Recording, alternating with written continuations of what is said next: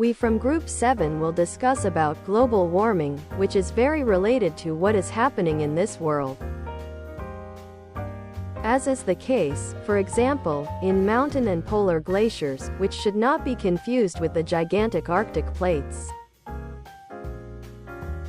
More than half of the world's large lakes and reservoirs have shrunk since the early 1990s. Why can glaciers melt and lakes dry up? What is global warming? Global warming is the process of a gradual and sustained increase in the average temperatures of the Earth's surface. The above graph compares global surface temperature changes, red line, and the sun's energy received by the Earth, yellow line, in watts, units of energy per square meter since 1880. The lighter, thinner lines show the yearly levels, while the heavier, thicker lines show the 11-year average trends.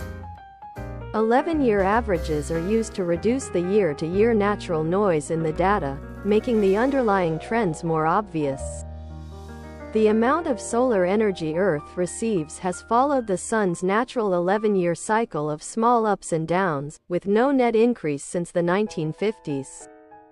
Over the same period, global temperature has risen markedly.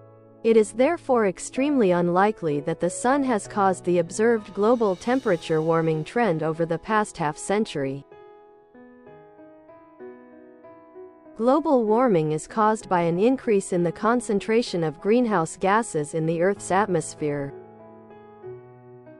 The greenhouse effect is the process through which heat is trapped near Earth's surface by substances known as greenhouse gases.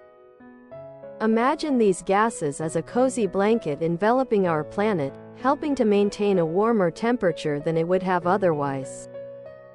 Greenhouse gases consist of carbon dioxide, methane, ozone, nitrous oxide, chlorofluorocarbons, and water vapor. Water vapor, which reacts to temperature changes, is referred to as a feedback, because it amplifies the effect of forces that initially caused the warming.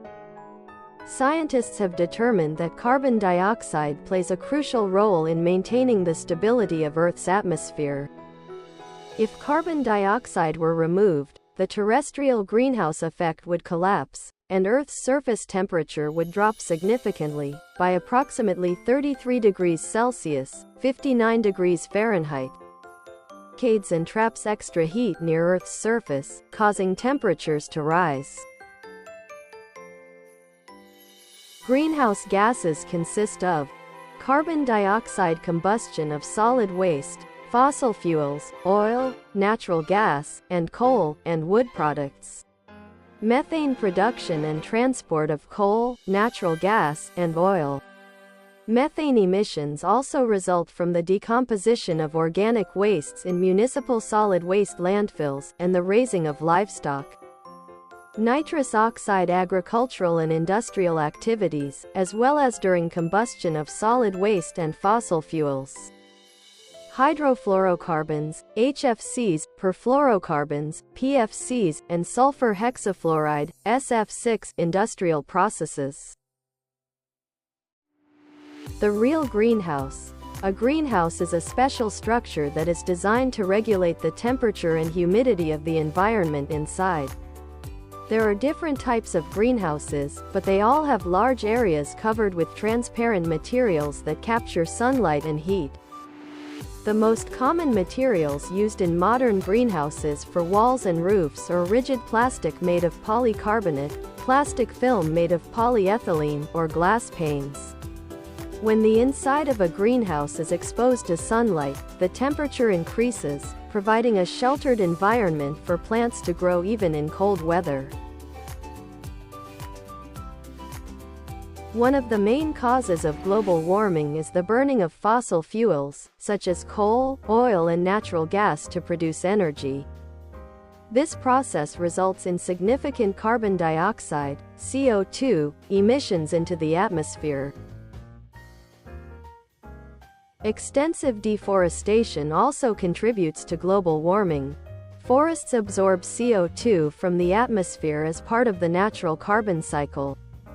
When forests are cut down, the CO2 previously stored in the trees is released into the atmosphere. The impact global warming on the environment. Natural disasters, example, floods, droughts, storm, etc. Extreme climate change like heat waves, sea level rise. And the impact global warming for social and economic loss, impact on agriculture, tourism, and other sectors. Public health, threat to human health. These include air pollution, water and foodborne diseases, etc. Efforts to address global warming. International agreements, for example Paris Agreement and emissions reduction goals. Public and private initiatives like the role of government and companies. What individual actions can we take? Reducing carbon footprint like energy saving, sustainable transportation and recycling. Education and awareness about the importance of an introduction to global warming. The Earth does not belong to us, we belong to the Earth. Chief Seattle.